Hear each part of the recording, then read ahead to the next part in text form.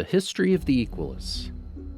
The Equalists are an organization of radical revolutionaries, formerly led by Amon, that operate within Republic City. They oppose the use of bending, which they see as inherently oppressive and inequitable, and seek to equalize society through its elimination using terrorists and tactical methods.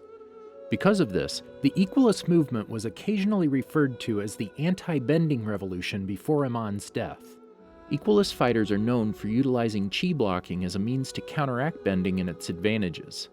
Adept at using long-range weapons to restrain and immobilize their enemies, the Equalists utilize a selection of tools and equipment including smoke grenades, electrified gloves, and motorcycles. The Equalists' most valuable asset was their leader Amon, who told his followers that the spirits had granted him the ability to remove people's bending abilities.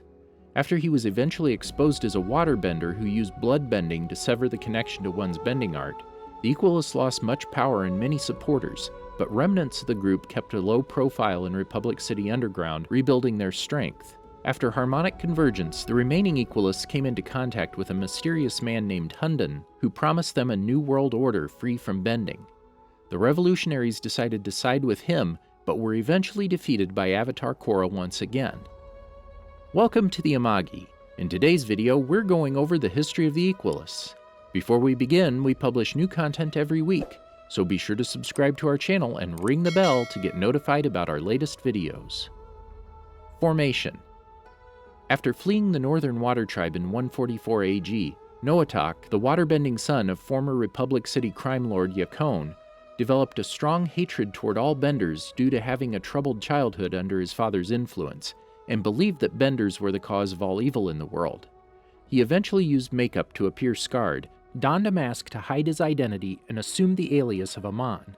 He claimed to have been born on a farm to a family of non-benders, that he was a non-bender himself, and that he developed strong feelings of hatred and revenge after his parents' supposed murder at the hands of a firebender.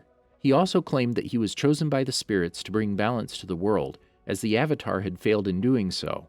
The anti-bending movement began recruiting adepts who had been oppressed, wronged, or had otherwise developed hatred for bending, and the Equalists eventually became a formidable group within Republic City. The Revelation. In order to fulfill their goal, Amon decided to accelerate their plans after Avatar Korra's early arrival in the city, a reason why an Equalist assembly called the Revelation was scheduled to be carried out.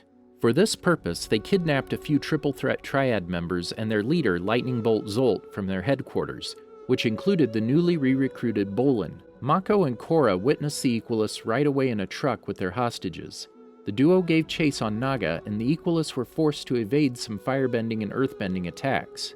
Eventually, two Equalists on motorcycles broke off from the pack to face their pursuers. With a well-aimed throw, one Equalist fighter tripped the polar bear dog by tying her legs together with a bola. As the animal's riders were thrown from the saddle, the two Equalists engaged them in a hand-to-hand fight.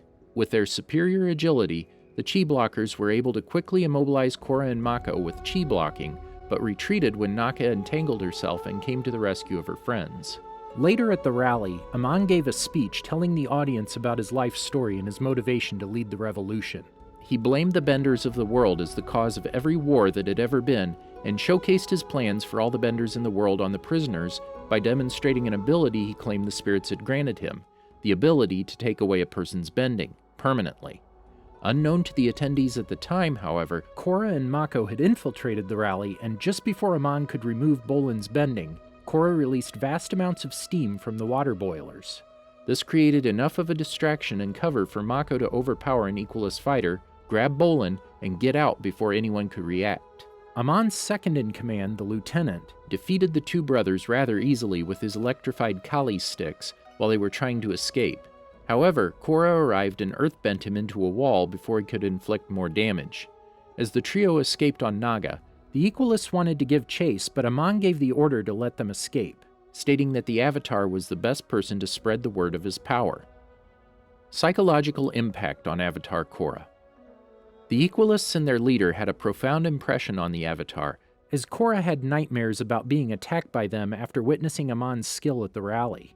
When Korra later aided a special task force led by Councilman Tarlok to raid a secret underground training facility in the Dragonflats Burrow, an Equalist ambushed her when she was in pursuit of two trainees. However, Korra managed to evade his attack and immobilized him by bending a rock straight into his stomach, and a second Equalist member was frozen to the wall when Tarlok came to Korra's rescue. The raid resulted in the defeat and capture of 4 Equalist members. At the ensuing press conference, Korra challenged Amon to a duel on Aang Memorial Island at midnight, without the presence of the task force or the Chi blockers. However, it appeared as though Amon was unwilling to accept the challenge as midnight passed without his appearance. Korra, believing he would not turn up, started to return home. However, as she did so, several Equalists ambushed the Avatar and quickly overpowered and immobilized her. It was at that moment that Amon emerged from the shadows and explained part of his plan to eradicate all benders. Rather than take Korra's bending and having her become a martyr, Amon knocked her unconscious and the Equalists left her in the island's museum. Attack on the Pro-Bending Arena. Amon later demanded the shutdown of the Pro-Bending Arena before the sports championship match, but the United Republic Council ultimately did not agree to this. As a result, the Equalists disguised themselves as ordinary spectators and entered the arena that night. After the match, they sprang into action, electrifying several members of the metal-bending police force who were present as part of a security detail: Tenzin, Lin Beifong, and the Fire Ferrets. As they appeared on the playing field, the still-present White Falls wolf bats attacked them, but Amon easily evaded their attacks and took their bending away. The Equalists kept the arena secured as Amon declared war on all the benders before blowing up the playing field. As they escaped on their airship, Korra came after them. With the aid of Lin, she managed to knock some Equalists off the cables suspended underneath the airship, but was soon knocked off herself. A fight ensued on the arena's roof between Korra and Lin against 4 Equalists, among whom was the lieutenant. Lin immobilized 2 of them with her metal bending, and Korra knocked out the other one and even threw the lieutenant off the roof, but Amon and the remainder of his cronies escaped. Battle at the Equalist Factory. In the aftermath of the attack, the Equalists framed the head of Cabbage Corp by planting evidence in one of the industry's factories, indicating that the company was responsible for the manufacturing of the electrified gloves. This action was a decoy to lead the authorities away from future industries, where Hiroshi Sato was working on a new weapon for the Equalists, the Mecha Tank. However, Korra overheard a suspicious phone call held by the businessman, and together with Tenzin, Lin, and several officers, they discovered a hidden factory where several of the tanks were already operational. Hiroshi had set up a trap for them and used the opportunity to perform a test run on the new machines. They proved to be a great success, and the Equalists managed to take several police officers hostage. Korra, Tenzin, and Lin were eventually rendered unconscious. They were rescued, however, by Mako and Bolin after Asami intervened and took out her father and the lieutenant. Sometime after the discovery of Hiroshi Sato's secret factory, an Equalist raiding party instigated a jailbreak of Chi blockers and sympathetic inmates to the cause. However, after a daring pursuit by Team Avatar, the getaway of Equalist raiders and the escaped convicts were thwarted and handed over to the metal-bending police force to be imprisoned again. Korra's kidnapping. When Korra was kidnapped by Tarlok, the councilman blamed the incident on the Equalists. Team Avatar, Tenzin, and Lin infiltrated an underground Equalist prison where Lin found her officers, although their bending abilities had already been removed. Mako aggressively interrogated an Equalist guard about Korra's whereabouts, to which the guard revealed that they were not responsible for the Avatar's kidnapping. Tenzin figured out that Tarlok was behind the kidnapping, and the group successfully escaped the underground compound to confront him. Amon personally led a small team of Equalists to Tarlok's mountain hideout to equalize the disgraced councilman and capture Korra. Tarlok easily subdued the lieutenant and the henchman with bloodbending, but Amon, after a slight struggle, resisted its effects. He backed Tarlok into a wall and took away his bending.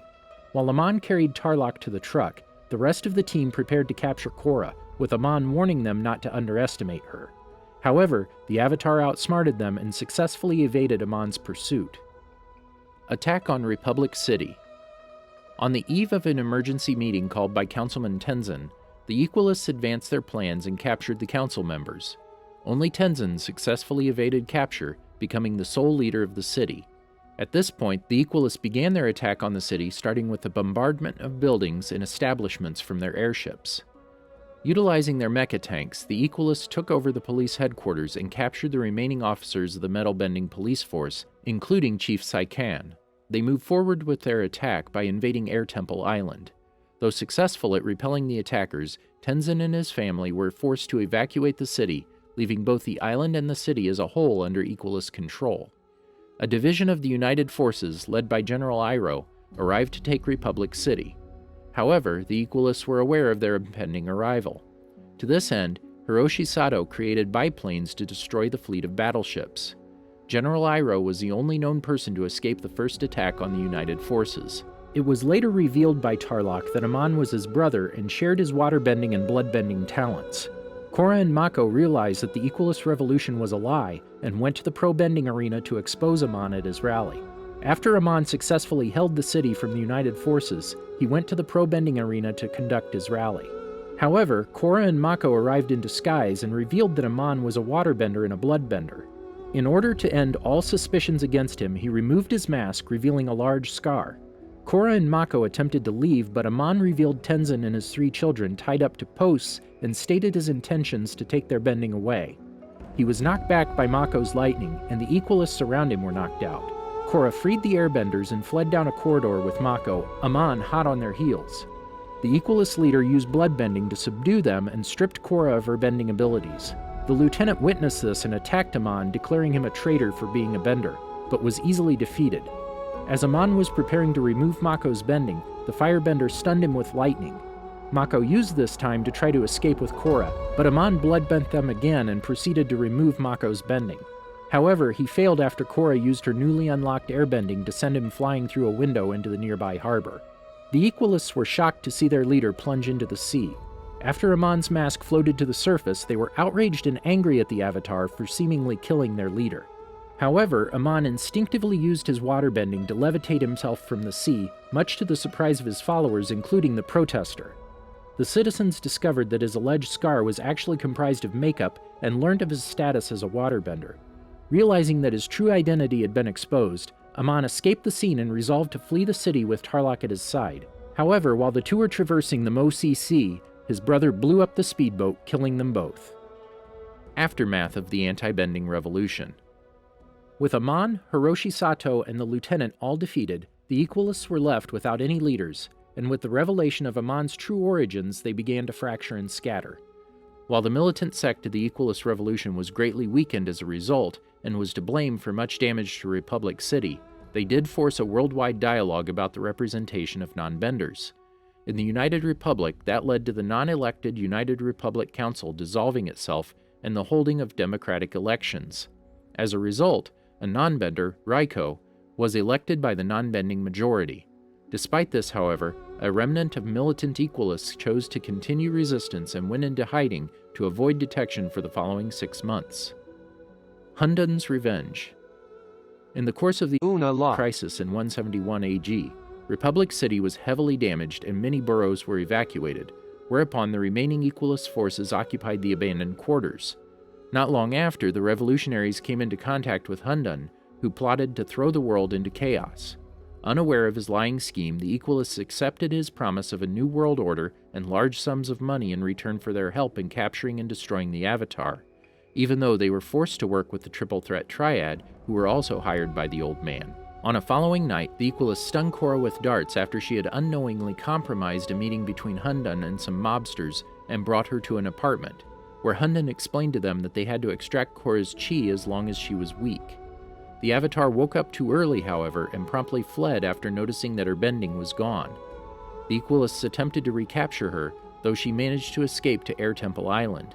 Since the island's residents had left for the Southern Water Tribe, however, Chi Blockers and Triad mobsters had taken control of the Air Temple and attacked Korra upon her arrival. Nevertheless, they were driven off the island, whereupon the Avatar returned to Republic City downtown and directly confronted the Equalists' main forces to find answers. After a number of fierce fights, a single Equalist mecha tank pilot was captured by Korra and revealed to her that they were allied with Hundun, who had planned to take her chi. After telling her all he knew, the man was thrown into the ocean.